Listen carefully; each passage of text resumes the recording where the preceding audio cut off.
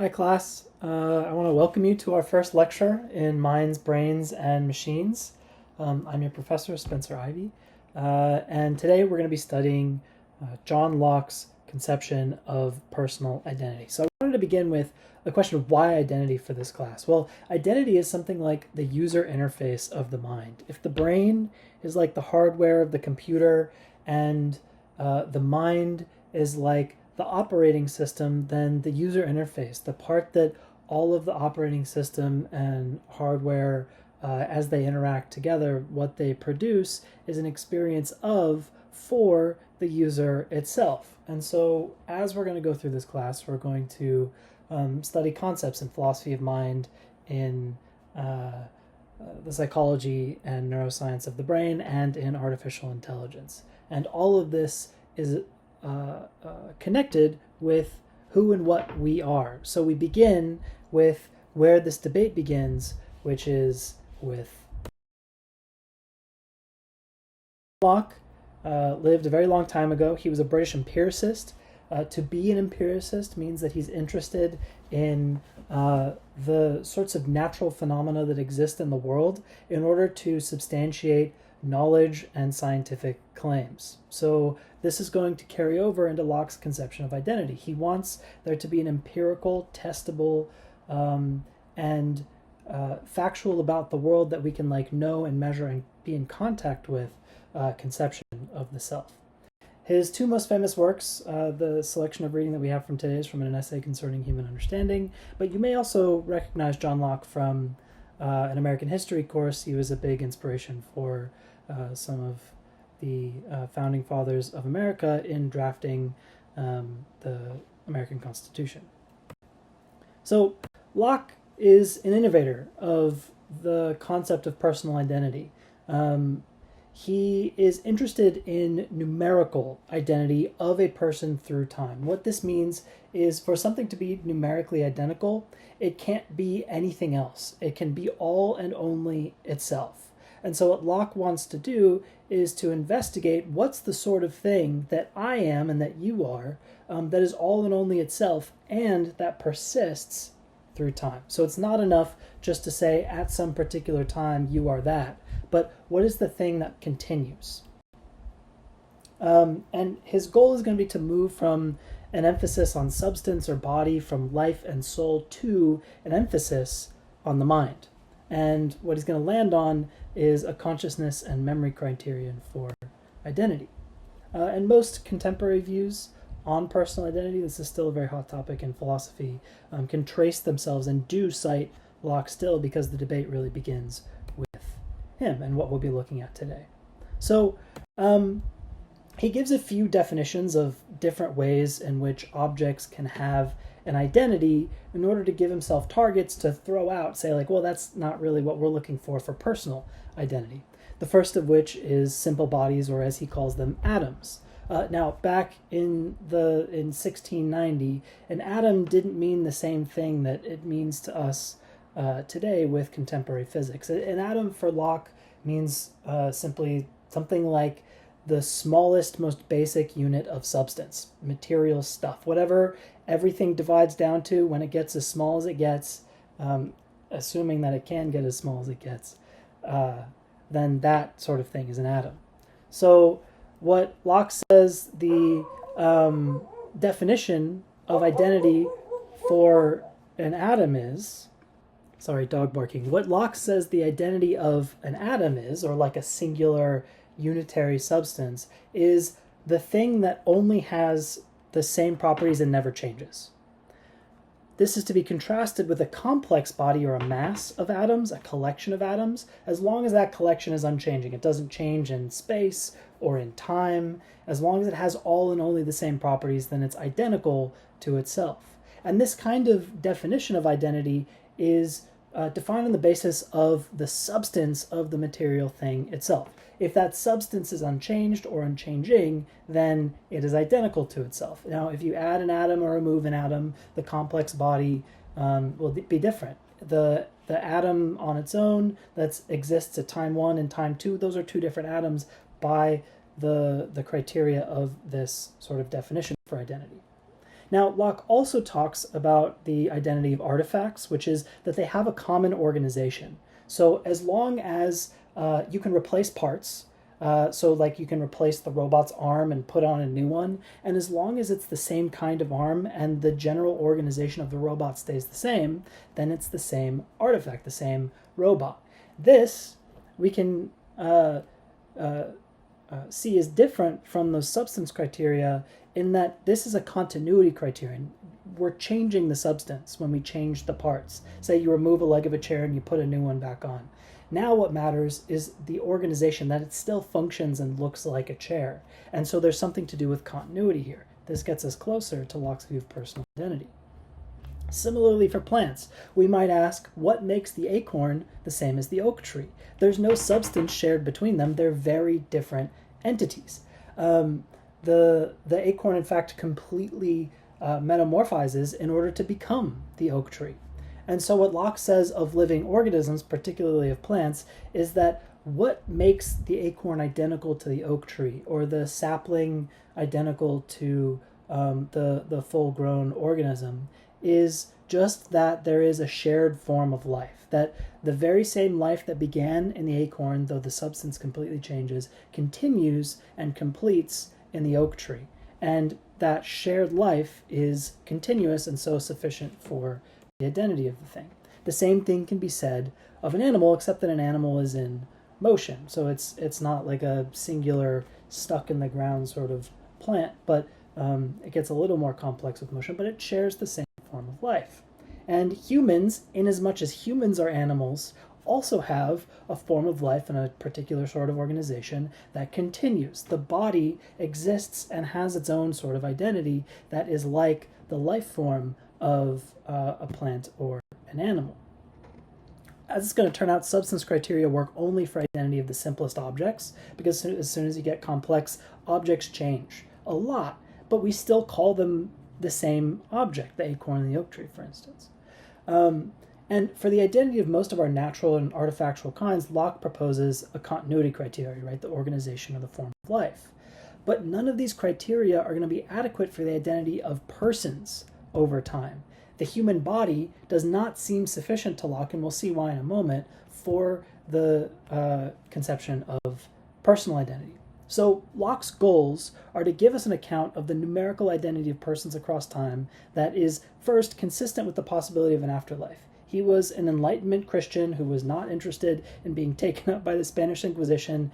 What he wanted was to give as scientific a definition, as material and measurable a definition of personal identity as he could, but that was also consistent with the afterlife. And he also wants to provide an explanation of the fact that personal identity matters to us, that I care about who I am and I care about the person that I am. It's why I take care of myself. And it's why each of you care about the continuity of your lives. We matter, and our lives are meaningful by virtue of who we are and how that persists.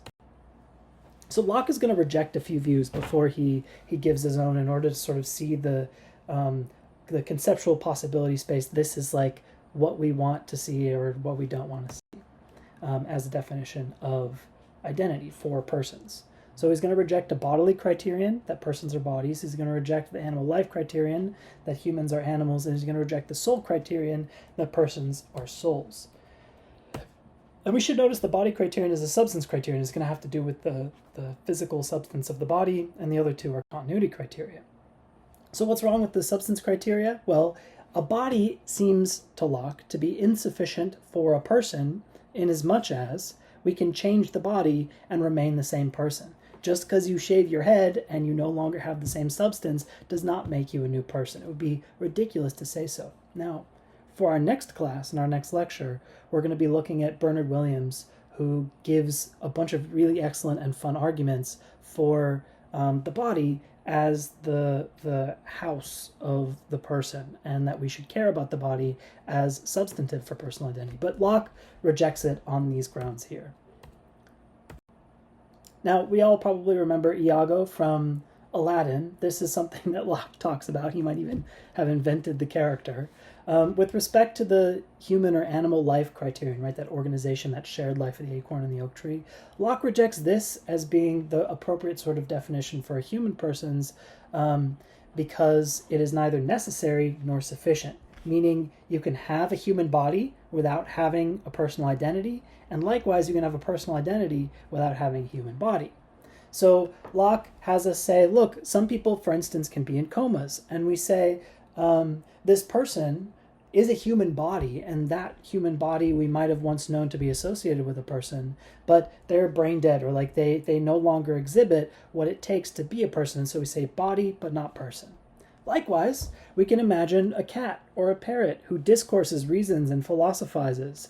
And it would be a dull, irrational man to call the parrot just a parrot or just a cat, says Locke, right, in his tone of Enlightenment humor. Rather, what he does is he says we would attribute personhood to the parrot, Iago. We give him a name. And so Locke says that being human is not necessary for being a person, which is really important. It means things that are not like us can be people. So you might think animal life might be capable of humanity. Artificial, computerized life might be capable of personhood. Sorry, I should say not humanity, personhood.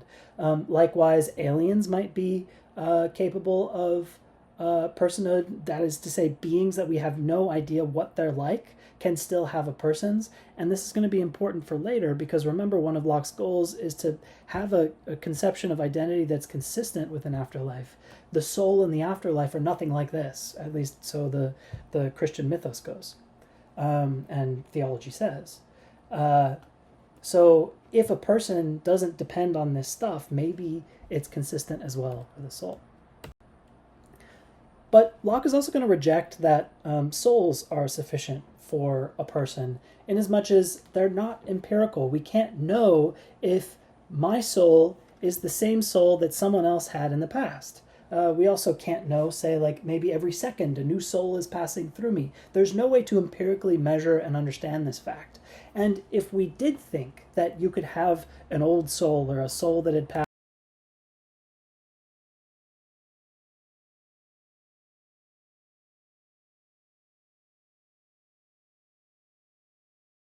criteria for Locke, the same consciousness is what seems to be important. That's our empirical evidence for personhood as persisting. So Locke is going to reject these criteria, the body, the human life, and the soul criteria, and then give his own. So throughout Locke's critiques of alternative criteria for identity, he invokes considerations of consciousness. And the core intuition is that we continue as persons by virtue of a conscious experience that persists through time. This is the sort of thing that gives us what we are. So whatever is psychologically occurring, as long as that persists, then that is what we are. So as Locke says, we must consider what person stands for, which is a thinking, intelligent being that has reason and reflection and can consider itself as itself, the same thinking thing, in different times and places, which it does only by that consciousness which is inseparable from thinking and essential to it. So we get persons across time. For since consciousness always accompanies thinking, and it is that which he makes everyone to be what he calls self, and thereby distinguishes himself from all other thinking things, I know that I'm not you, because my stream of consciousness is not yours. It's housed here. And in this alone consists personal identity. The sameness of the rational being is the ability for this consciousness to be extended backwards to any past action or thought, so far reaches the identity of that person, which I think is kind of interesting. That Locke isn't saying, I've always been the same person, that whatever it is that's me that persists through time is not the kid that I was, because I may not remember much of being a kid. Or say I'm a very old man and I don't remember what I'm doing today. Then inasmuch as I don't remember, and this is not a part of my conscious experience and thinking, then those old parts of me are no longer continuous and consistent with my persons. So persons can change through time, but it's whatever we can connect to psychologically that counts. And so what makes psychological continuity? Well, consciousness, right? It's the shared conscious experience. But how do we know that the conscious experience that we're having right now is continuous with the conscious experience we had a year ago, 5 minutes ago, this morning, right? What matters to Locke is a unity of consciousness united by memory. If I can remember it happening, then it is a part of my person. So a person at some later time is the same as the person who was at an earlier time when the later person remembers the experiences of the earlier person. And so we get Locke's memory criterion for personal identity.